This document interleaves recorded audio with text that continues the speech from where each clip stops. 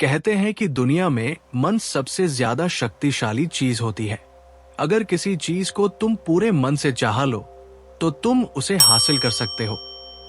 ये मैं नहीं कहता, ये सभी महापुरुषों का कहना है। लेकिन अगर ये सत्य है, ये सच है, तो जो हम अपने मन से चाहते हैं वो हमें हासिल क्यों नहीं होता है? भाई, कोई भी इंसान अपने मन में दुख तो नहीं चाहेगा, लेकिन वो रहता तो दुखी है। हर इंसान अपने मन से तो कामयाब होना चाहता है, खूब पैसा कामना चाहता है, लेकिन फिर भी वो कामयाब नहीं होता। भला ऐसा दुनिया में कौन इंसान होगा जो अपने मन में ये चाहेगा कि मैं नाकामयाब रहूं या मैं पैसा ना कमाऊं? सोचने की बात है तो इसमें दो चीजें निकल के सामने आती हैं। या तो वो महापुरुष गलत है जिन्होंने ये बात बोली कि मन से हासिल हो जाती है, या फिर हम गलत हैं। आज की कहानी जो मैं आपको सुनाने वाला हूं, उसमें आपको एक ऐसा मंत्र मिलेगा। उसे समझने के बाद आपको एक ऐसा मंत्र पता चलेगा जिससे आप ये समझ पाएंगे कि अपने मन से कोई भी चीज कैसे करवाई जाती है, मन में किसी भी बात का भी कैसे बोया जाता है। ये इस कहानी से आपको अच्छी तरह से समझ में आ जाएगा और इससे आप ये भी समझ पाएंगे कि आकर्षण का नियम लो, अट्रैक्शन कैसे काम करता है। कहानी छोटी सी है लेकिन बहुत ही गहरी है। इससे पहले कि आप इस कहानी में खो जाएं, इस चैनल को सब्सक्राइब जरूर कर लें। तो चलिए कहानी शुरू करते हैं। एक बार की बात है, एक आदमी के जीवन में सिर्फ दुख ही दुख था। वो जो भी काम करता उसे बेचारे को पूरा ही नहीं होता था। घर में आता तो घर में क्लेश बना रहता, किसी से कोई मदद मांगता तो कोई उसकी मदद नहीं करता। ऐसा लगता था कि चारों ओर से दुखों का पहाड़ उसी पर टूट पड़ा है। उसे समझ नहीं आ रहा था कि मैं दुखों से पार कैसे पाऊं। वो दिन रात यही सोचता रहता कि अपने दुखों से छुटकारा कैसे पाना है। इसी कारण से वो रात में सो भी नहीं पाता था। उसकी आंखों के नीचे बड़े बड़े काले घेरे बन गए थे जो ये साबित करते थे कि वो आदमी कितना दुखी और चिंतित है। कभी कभी तो उसके मन में आत्महत्या करने की भी ख्याल आते थे, लेकिन अपने परिवार की चिंता करके वो ये कदम नहीं उठा पाता था। वो इतना दुखी हो गया कि उसने निर्णय किया कि वो इन दुखों से छुटकारा पाकर रहेगा। इसके लिए चाहे उसे कितनी भी मेहनत करनी पड़े, कुछ भी करना पड़े, चाहे अंगारों पर चलना पड़े, लेकिन इन दुखों से छुटकारा हासिल करके रहेगा। ऐसे ही एक दिन उसने अपने मित्र से पूछा कि मैं अपने जीवन को कैसे सुधारूं। उसके मित्र ने उसे बताया कि तुम किसी बाबा के पास जाओ। बाबाओं के पास ऐसा मंत्र होता है जिससे सारे दुख मिट जाते हैं, जीवन खुशियों से भर जाता है और धन संपदा भी हासिल हो जाती है। तुम किसी ऐसे बाबा को ढूंढ लो, बस तुम्हारा काम बन जाएगा। उस आदमी के मन में ये बात पूरी तरह से पक्की बैठ गई कि कोई बाबा ही मेरा दुख दूर कर सकता है, और इसीलिए जब भी उसे बाबा के बारे में पता चलता तो वो उस बाबा के पास पहुंच जाता, उस बाबा को अपनी समस्या बताता और उससे उसका समाधान पूछता और कहता कि बाबा, मैं कुछ भी करने के लिए तैयार हूं, लेकिन मेरे इन समस्याओं से मुझे छुटकारा दिला दीजिए। आप जो कहेंगे मैं वो करूंगा, लेकिन मेरे जीवन को सुधार दीजिए। बाबा उसे कुछ टोने टोटके बता देते करने के लिए और बदले में दक्षिणा ले लेते थे। कहते थे कि ये टोना टोटका करने के बाद तुम्हारे घर में सुख शांति बनी रहेगी, बस इस टोटके को पूरी विधि के साथ करना। वो आदमी घर लौटकर पूरी विधि के साथ टोने टोटके करने लगा, लेकिन बहुत टोने टोटके करने के बाद भी उसके जीवन में कुछ बदलाव नहीं आया। इसके विपरीत उसका जीवन और ज्यादा दुखी हो गया। जो भी बाबा उसे टोना टोटका देता था वो बदले में दक्षिणा लेता था, जिससे उसका धन भी धीरे धीरे खत्म हो रहा था। इससे उसके जीवन में दुख और ज्यादा बढ़ गए। तब उसे लगा कि बाबाओं के पास जाने से तो मेरे जीवन में दुख कम होने की बजाय बढ़ते ही जा रहे हैं, तो मुझे क्या करना चाहिए? बाबाओं के पास जाऊं या ना जाऊं? फिर एक दिन एक आदमी ने उसे बताया कि तुम अपने घर में किसी पंडित को बुलाकर हवन करवा लो। हवन होगा तो घर शुद्ध हो जाएगा। कोई भी बुरी ऊर्जा होगी घर में तो वो घर से बाहर चली जाएगी। किसी पंडित को बुलाकर पूरे विधि विधानों से मंत्र उच्चारण करो और हवन करो, जिससे घर में सुख शांति आए। उस आदमी के मन में ये बात बैठ गई और उसने एक पंडित को अपने घर पर बुलाकर हवन करवा दिया। हवन अच्छी तरह से संपन्न हुआ। बदले में पंडित ने भी अच्छी दक्षिणा ली और उसके बाद वहां से विदा हो गया। लेकिन कुछ दिनों के बाद उस आदमी को महसूस हुआ कि उसके जीवन में अब भी कोई बदलाव नहीं आया है। अब वो आदमी पूरी तरह से दुखी हो गया और ज्यादा परेशान हो गया। अब तो उसे लगने लगा था कि मेरे जीवन में ये दुख कभी खत्म ही नहीं होंगे, और यही सोच सोच कर उसका बुरा हाल हो गया था। फिर एक दिन उसे अपने मित्र से किसी बाबा के बारे में पता चला जो समाधान बताने के लिए कोई दक्षिणा नहीं लेता था। उस आदमी को लगा कि ये बाबा दूसरे बाबाओं की तरह नहीं हो सकता, क्योंकि ये दक्षिणा तो लेता ही नहीं, और अगर दक्षिणा नहीं लेता तो ये सच में कोई सिद्ध बाबा होगा। और यही सोचकर वो बाबा के पास पहुंच गया। जब वो आदमी वहां पर पहुंचा तो वो बाबा ध्यान में बैठे हुए थे। ये देखकर वो आदमी वहीं पर चुपचाप बैठकर ध्यान से बाबा के ध्यान से बाहर आने का इंतजार करने लगा। थोड़ी देर बाद बाबा ने आंखें खोली तो सामने एक दुखी और परेशान युवक को बैठे देखा। वो उसकी आंखों के नीचे आने वाले घेरे देखकर समझ गए कि ये आदमी अपने जीवन से कितना परेशान है। उसे संबोधित करते हुए बाबा ने पूछा कि बच्चा, क्या चाहते हो? बाबा के पास क्या लेने आए हो? उस आदमी ने कहा कि बाबा, मैं अपने जीवन से बहुत परेशान हूं। मैंने इन दुखों को दूर करने के लिए बहुत सारे रास्ते अपनाए। हर वो तरकीब करके देखी जो किसी बाबा ने मुझे बताई। हर वो काम किया जो किसी भी इंसान ने मुझसे करने को कहा, लेकिन मेरे जीवन में दुखों में कोई कमी नहीं आई बाबा। इसके विपरीत मेरे जीवन में दुखों में बढ़ोतरी हो गई। मुझे समझ नहीं आ रहा है कि मैं क्या करूं। कभी कभी तो मैं आत्महत्या करने की सोचता हूं, लेकिन अपने परिवार की सोचकर मैं ये कदम नहीं उठा पाता। मैंने आपके बारे में बहुत सुना है बाबा, और मैं बहुत उम्मीद के साथ आपके पास आया हूं। कृपया करके मुझे कोई ऐसा मार्ग बताएं जिससे मुझे अपने दुखों से छुटकारा मिल जाए। मैं अपने दुखों से छुटकारा पाने के लिए कुछ भी करने को तैयार हूं। आप मुझे कोई भी रास्ता बताएं, चाहे वह रास्ता कितना भी कठिन क्यों ना हो, मैं उसे पार करके रहूंगा। बाबा ने महसूस किया कि वो आदमी सच में बहुत परेशान है। बाबा ने उसकी बात सुनकर कहा कि बच्चा, दुखों को दूर करने के लिए मंत्र ऐसे ही नहीं मिलते। मंत्र पाने के लिए कुछ करना पड़ता है। तुम कुछ कर सकते हो। ये सुनकर पहले तो उस आदमी ने सोचा कि ये बाबा भी मुझसे दक्षिणा ही मांगेंगे, लेकिन और कोई रास्ता ना पाकर उस आदमी ने कहा कि बाबा, आपको जितनी भी दक्षिणा चाहिए मैं देने के लिए तैयार हूं, लेकिन आपका मंत्र सच्चा होना चाहिए। उसका फल मुझे मिलना चाहिए। उसके बाद मैं आपको जो भी दक्षिणा देना चाहूं वह दे दूंगा। बाबा ने कहा कि दक्षिणा तो बहुत छोटी सी चीज है, मुझे वो नहीं चाहिए।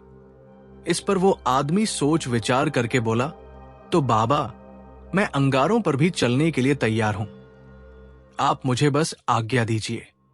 बाबा ने कहा कि अंगारों पर चलने वाली छोटी चीज मैं तुमसे नहीं करवाने वाला। मैं जो तुमसे करवाने वाला हूं वो बहुत कठिन मंत्र है। उसे पूरा कर पाओगे? बाबा ने कहा कि बाबा, आप मुझे बताइए तो सही, मुझे करना क्या होगा? मैं कुछ भी करने को तैयार हूं। इस पर बाबा ने उसे कहा कि यहां से जब तुम अपने घर जाओ तो रास्ते में अपने मन में यह दोहराते जाना कि मैं सुखी हूं, मैं सुखी हूं, मैं सुखी हूं। बार बार अपने मन में यही दोहराना और याद रहे। जुबान पर यह नहीं आना चाहिए, यह सिर्फ मन में दोहराना है। यह सुनकर वो आदमी बोला कि ये तो कर लूंगा, लेकिन इससे होगा क्या? बाबा बोले, इस मंत्र को करके देखो। वैसे भी तुमने इतने बाबाओं के मंत्र किए हैं, तो इस मंत्र को भी करके कर लो। उस आदमी ने सोचा कि बाबा कुछ दक्षिणा तो ले नहीं रहे और छोटा सा मंत्र है, इसे तो मैं कर ही लूंगा। वो बोला, ठीक है बाबा, मैं ये मंत्र जरूर करूंगा। वो आदमी ये कहकर वहां से उठकर चलने लगा। लेकिन जैसे ही वो चलने लगा, पीछे से बाबा ने बोला कि बच्चा, एक बात याद रखना, जब तुम ये मंत्र अपने मन में दोहराओ तो तुम्हारे मन में बंदर के विचार नहीं आने चाहिए, बंदर का ख्याल भी नहीं आना चाहिए, तभी ये मंत्र सिद्ध होगा। वो आदमी बोला, मुझे तो आज तक बंदर का कोई विचार नहीं आया, तो अब क्यों आएगा? आप चिंता मत करिए बाबा, मैं बस मन में यही दोहराऊंगा कि मैं सुखी हूं, मैं सुखी हूं। इसके अलावा बंदर का कोई विचार मेरे मन में नहीं आएगा। ये कहकर वो आदमी वहां से चल दिया। वो अपने मन में मैं सुखी हूं, मैं सुखी हूं, ये दोहराता हुआ थोड़ी दूर ही चला था कि उसके मन में अचानक बंदर का ख्याल आ गया। बंदर का ख्याल एक बार आया और चला भी गया। लेकिन उस आदमी ने सोचा कि आज तक तो मुझे बंदर का कोई विचार नहीं आया, ये आज बंदर का विचार क्यों आ गया? और ऐसे करके उसने बंदर के विचार को पकड़ लिया। वो ये भूल गया कि मुझे क्या मंत्र दोहराना है और वो बंदर के बारे में सोचने लगा। जब थोड़ी देर बाद उसे फिर से होश आया तो वो फिर से अपना वही मंत्र दोहराने लगा जो बाबा ने उसे बताया था, मैं सुखी हूं, मैं सुखी हूं। लेकिन अचानक से सामने एक बंदर दिखाई दिया और ये देखकर उसके मन में फिर से बंदर का विचार उठ गया और वो अपने अंदर से उस विचार को बाहर फेंकना चाहता था। वो चाहता था कि मेरे अंदर किसी भी तरह बंदर का विचार ना आए, लेकिन उसे तो सामने बंदर ही दिखाई दे गया। ऐसे ही जद्दोजहद करते करते वो घर पर पहुंचा और घर पर पहुंचने के बाद अपनी पत्नी को कहा कि हे बंदरिया, मुझे खाने में बंदर परोस दो। और जब उसे एहसास हुआ कि उसने क्या बोल दिया तो वो अपने बाल नोचने लगा। वो दीवारों में सर मारने लगा कि आज तक मुझे बंदर का कोई विचार नहीं आया और आज मुझे ये क्या हो गया है कि मुझे हर जगह बंदर ही बंदर नजर आ रहे हैं। ये कैसी माया है? यही सोच सोच कर वो आदमी रात भर सो नहीं पाया। रात भर करवटें बदलता रहा और सुबह उठकर सीधे उसी बाबा के पास पहुंच गया और उनके चरणों में गिरकर कहा कि बाबा, पता नहीं क्या चमत्कार हो रहा है। आज तक मुझे बंदर का कोई विचार नहीं आया, लेकिन कल से जब से आपने मुझसे कहा कि बंदर का विचार नहीं आना चाहिए, तब से मुझे हर जगह बंदर ही बंदर नजर आ रहे हैं। उस आदमी ने कहा कि बाबा, मुझे तो आपके पीछे पेड़ पर बैठा हुआ बंदर भी केले खाता हुआ दिखाई दे रहा है। ये हो क्या रहा है बाबा? ये सुनकर बाबा हंसने लगे। बच्चा, मन का जाल एक ऐसा जाल है जिसे समझ पाना इतना आसान नहीं है। बंदर तो तुम्हारे रास्ते में पहले भी आते थे। जब तुम मेरे पास आए थे तो इन्हीं पेड़ों पर ये बंदर घूम रहे थे, लेकिन तब तुम्हारे ध्यान में ये बंदर नहीं थे।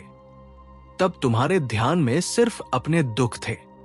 इसके बाद बाबा ने उसे बताया कि बच्चा, हम जिस चीज से भी दूर भगाना चाहते हैं, वही चीज हमारे मन में बहुत गहरे में प्रवेश हो जाती है। वो हमारे अंतर्मन में समा जाती है। असल में हम जिस चीज से भी छुटकारा पाना चाहते हैं, उससे छुटकारा इसीलिए पाना चाहते हैं कि वो हमारे साथ बहुत गहरे से जुड़ी हुई है, और हम जितना ही उससे छुटकारा पाना चाहते हैं, वो उतनी ही गहरी हमारे मन में बैठते चली जाती है और आखिरकार वो हमारे अंतर्मन में छा जाती है। ऊपर से तो हम कहते हैं सुखी होना कि मैं सुखी हूं, मैं सुखी हूं। हमारे होंठ भी बोलते रहते हैं, लेकिन हमारे मन में दुख समाये होते हैं। हमारे विचारों में, हमारे मन में हमें दुख ही दुख दिखाई देते हैं। इसीलिए अपनी जुबान से बार बार ये बोलने से कि मैं सुखी हूं, मैं सुखी हूं, हम सुखी नहीं होंगे। जब तक ये मंत्र हमारे अंतर्मन में प्रवेश नहीं करेगा। इस पर उस आदमी ने पूछा कि बाबा, लेकिन ये मंत्र हमारे अंतर्मन में प्रवेश कैसे करेगा? ये सुनकर बाबा ने कहा कि बच्चा, अपने दुखों से लड़ना बंद कर दो। जब तक तुम अपने दुखों को दूर करने की सोचते रहोगे, तब तक वो दुख तुमसे चिपके रहेंगे। तब तक वो दुख तुम्हारे अंतर्मन पर अपना राज जमाए बैठे रहेंगे। और जिस दिन तुम दुखों के बारे में सोचना ही छोड़ दोगे, उन दुखों से छुटकारा ही नहीं पाना चाहोगे, उसी दिन से तुम्हारी जिंदगी से दुख गायब हो जाएंगे। क्योंकि किसी भी चीज से छुटकारा पाने के लिए मन उसे चीज के बारे में सोचना पड़ता है, और हम जितना ही उसे चीज के बारे में सोचते हैं, वो उतनी ही गहरी हमारे मन में प्रवेश करती चली जाती है। हम अधिकतर समय दुखों के बारे में ही सोचते हैं। हम यही सोचते हैं कि हमारे जीवन में दुख है और हमें इससे छुटकारा पाना है। इसी वजह से बार बार सोचने से वो दुख हमारे अंतर्मन में प्रवेश हो जाते हैं और हमें एहसास भी नहीं होता। इसीलिए अगर तुम दुखों से छुटकारा पाना चाहते हो, तो दुखों से छुटकारा पाने के बारे में सोचना छोड़ दो। तुम्हें दुखों से छुटकारा मिल जाएगा। अक्सर आदमी धूम्रपान छोड़ना चाहता है, शराब छोड़ना चाहता है, सुबह अपने आप से वादा करता है कि मैं कोई भी गलत काम नहीं करूंगा, लेकिन शाम को जब लौटता है तो नशे में चूर होकर लौटता है। ऐसा क्यों होता है कि जो हम सोच रहे हैं वो पूरा कर ही नहीं पा रहे हैं? असल में हम उसे चीज को बहुत ज्यादा तवज्जो दे रहे हैं, उसे चीज को बहुत ज्यादा महत्व दे रहे हैं। जब भी हम उसे चीज को छोड़ने के बारे में सोचते हैं, तो हम उसकी विशेषता और ज्यादा बढ़ा देते हैं। हमारा मन उसे चीज के बारे में जितना ज्यादा सोचेगा, शराब या धूम्रपान छोड़ने के बारे में जितना ज्यादा सोचेगा, हमारा मन उतना ही उसे चीज के पीछे ज्यादा भागेगा। हमें उसे चीज से लड़ना नहीं है, बल्कि बिना सोचे गुजर जाना है। और अगर इस मंत्र को हम समझ लेते हैं, तो हम अपने जीवन में जो भी पाना चाहते हैं उसे अपने अंतर्मन में डाल सकते हैं। और एक बार वो लक्ष्य हमारे अंतर्मन में बैठ जाता है, तो फिर सफलता पाने में कोई समस्या नहीं आती, कोई दिक्कत नहीं आती। तो दोस्तों, कैसी लगी आपको ये कहानी? कमेंट सेक्शन में जरूर बताएं। और अगर अच्छी लगी तो इस चैनल को सब्सक्राइब करना ना भूलें। तो मिलते हैं अगली कहानी में। तब तक के लिए अपना ख्याल रखें।